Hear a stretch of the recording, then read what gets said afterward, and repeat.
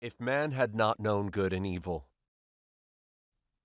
Everyone is a descendant of Adam, the man who ate from the fruit of the tree of the knowledge of good and evil.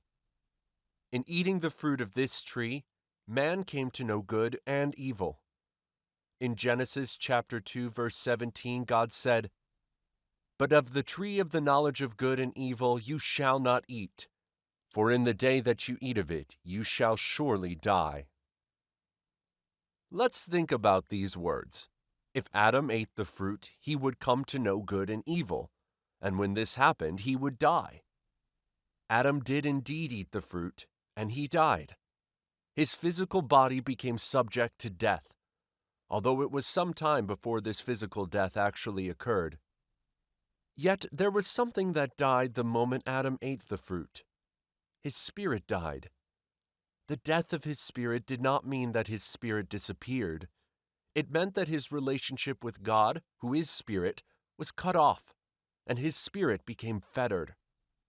At the same time, a sense of fear and shame before God entered his heart. This was the death of his spirit, the anguish of his conscience. This came about as a result of his coming to know good. How about you? Isn't your conscience troubled because of your knowledge of what is good? Dogs, pigs, and other animals do not know what is meant by good. As a result, they experience no pangs of conscience or feelings of fear arising from their actions. Even though a lion may tear off a person's arm and eat it, a dog may bite someone, or a cow may eat someone else's grass, none of these animals experienced pangs of conscience. This is because they do not know what good is. You, however, have a spirit. You are a descendant of Adam, and as such, you know what good is. Consequently, your spirit is dead. Your conscience troubles you, and you experience fears. This is because you know good, but your conscience sees no good in you. You find that a conflict arises within you as a result of the disparity between what you know to be good and what is reflected in your conscience. Adam attempted to hide this disparity by sewing fig leaves together to make himself loin coverings. In this way, he was trying to conceal his conscience. Here we have the origin of religion. All religions are man's way of attempting to cover the shame in his conscience. Although this may not be true in all cases, Christianity today is making a tremendous effort to conceal man's troubled conscience.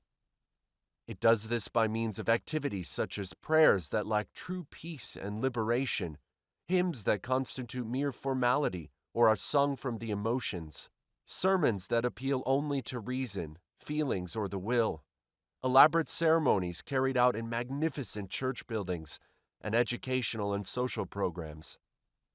Try asking yourself if you have ever found true peace and happiness in your conscience by participating in any of the above-mentioned activities. Have you found real satisfaction deep down inside?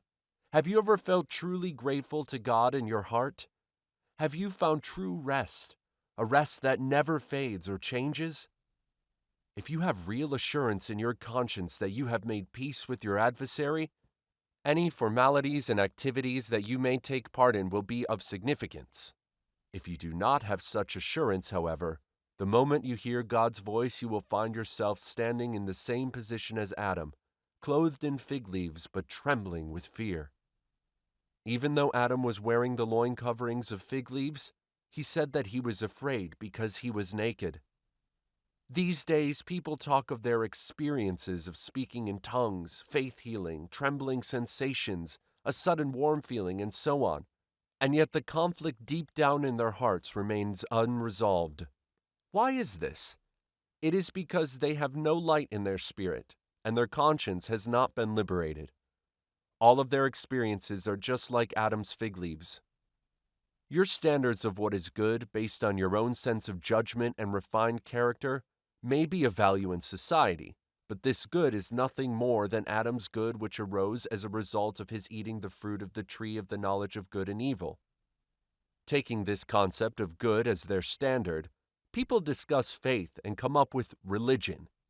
They discuss life and come up with existentialist philosophy, They discuss ethics and come up with a system of social moral standards. And they discuss politics and come up with socialism and communism based on atheism. Man also examines the Bible in the light of his own concept of what is good and comes up with all kinds of humanitarian theology, intellectualism which ignores the experience of being born again, or views of faith that have nothing to do with the Spirit. All of these fall short of the goodness that is revealed by God and result only in the subversion of the truth. Only the cross can stand before God, and the cross negates everything that originates from man. For the message of the cross is foolishness to those who are perishing, but to us who are being saved, it is the power of God. 1 Corinthians chapter 1, verse 18. Man cannot know God through his own worldly wisdom. It is when man tries to apply his own wisdom that he deviates from the truth and heretical teachings arise. All of these belong to the sphere of religion and are nothing more than fig leaves.